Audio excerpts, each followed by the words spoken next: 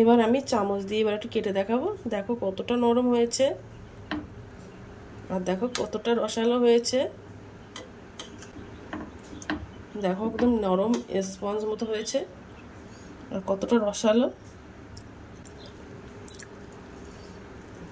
দেখো হাত দিয়ে সহজেই ভেঙে যাচ্ছে।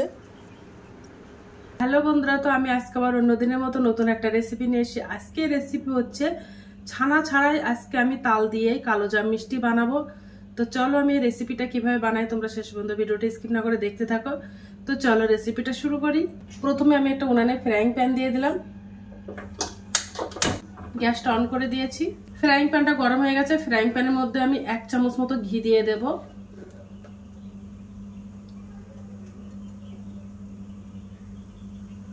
তো আমি 1 চামচ মতো ঘি দিয়ে দিয়েছি। এই কালোজাম মিষ্টিটা বানাতে লাগবে আমার সুজি। তো দেখো আমি এই বাটির আমি হাফ বাটি সুজি নিয়ে নিয়েছি। এর মধ্যে 100 গ্রাম সুজি আছে। সুজিটা আমি ফ্রাইং প্যানের মধ্যে দিয়ে দেব আর দিয়ে ঘি দিয়ে আমি ভাজা করে নেব এই সুজিটা। আর এই ঘি দিয়ে সুজিটা ভাজা করলে কিন্তু এই কালোজাম মিষ্টিটা খেতে অসম্ভব মজাদার হয়। একটু আমি হালকা ভাজা করে নেব, একেবারে খুব কড়া করে ভাজা করব না। উনানের জালটা লো করে দিয়েছি।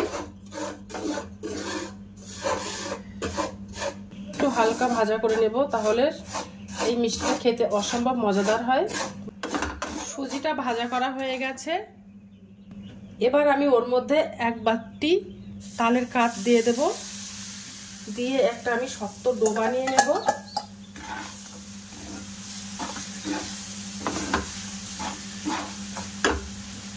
আর উনানের জালটা একদম লো করে দেব। মধ্যে সামান্য একটু লবণ দিয়ে দেব, সামান্য অল্প একটু লবণ দিয়ে দিয়েছি, 2 থেকে 3 চিমটি মতো। আর উনানের জালটা একদম লো করে দিয়েছি। ভালো করে ফুটিয়ে রান্না করে নেব।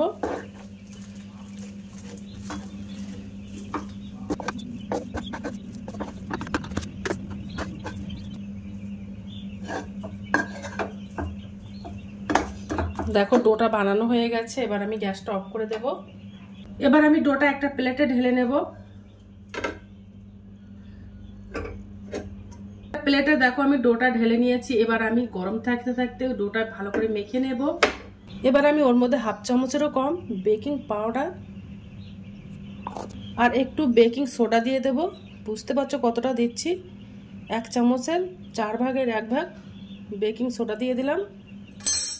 দিয়ে এবার ভালো করে এই ডোটা মেখে চটকে মেখে নেব। আর গরম থাকতে থাকতে ডোটা মেখে নেব।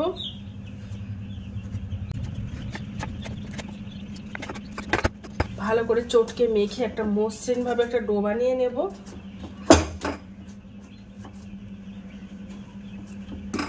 দেখো একটা মসৃণ ভাবে আমি একটা ডো বানিয়ে নিয়েছি। আর আমি কালোজাম মিষ্টিগুলো সব বানিয়ে নেব। তো এর থেকে আমি একটু লেচি কেটে নিয়েছি। খুব বেশি বড় বানাবো না, একটু মিডিয়াম সাইজের বানাবো।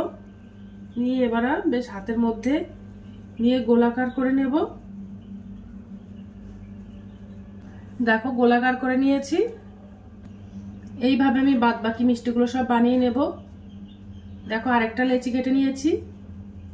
দিয়ে এবার হাতের মধ্যে বেশ ভালো করে গোলাকার করে নেব, যেন ফেটে না যায় এমন ভাবে গোলাকারটা করে নেব। দেখো আরেকটা বানিয়ে নিয়েছি।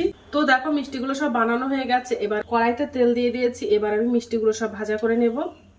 তেলটা গরম হয়ে গেছে। এবার আমি একটা একটা করে মিষ্টিগুলো সব দিয়ে দেবো। একটা একটা করে দিয়ে দেবো তেলের মধ্যে। তেলটা একটু ভালো করে গরম করে নিয়েছি। এবার আমি মিষ্টিগুলো একটা একটা করে উল্টে দেব। বেশ উল্টে পাল্টে ভাজা করে নেব। আস্তে আস্তে লাল হয়ে আসছে। মিষ্টিগুলো সব আমি একটু বড় বড় সাইজের বানিয়েছি। তোমরা চাইলে আর একটু ছোট ছোট করে বানাতে পারো। আর তাল দিয়ে যে এত সুন্দর কালোজাম মিষ্টি বানানো যায় আগে জানতাম না। তোমরা একবার বাড়িতে ট্রাই করতে পারো কালোজাম মিষ্টিটা।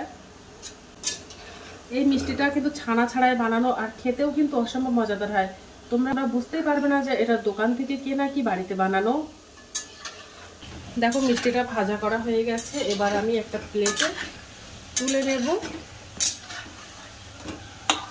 দেখো কত সুন্দর কালার হয়ে গেছে।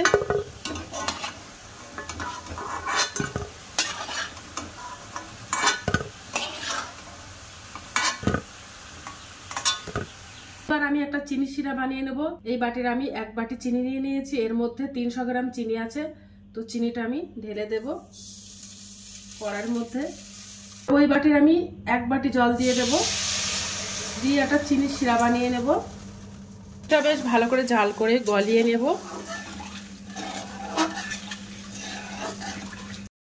গলে গেছে। এবার যে মিষ্টিগুলো আমি বানিয়েছিলাম ওই মিষ্টিগুলো সব দিয়ে দেবো গরম থাকতে থাকতে।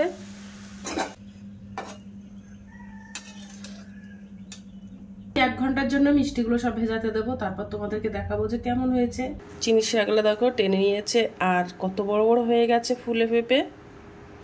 একটা প্লেটে তুলে নেব। কতটা বড় বড় হয়েছে, একদম ফুলে ফেপে গেছে।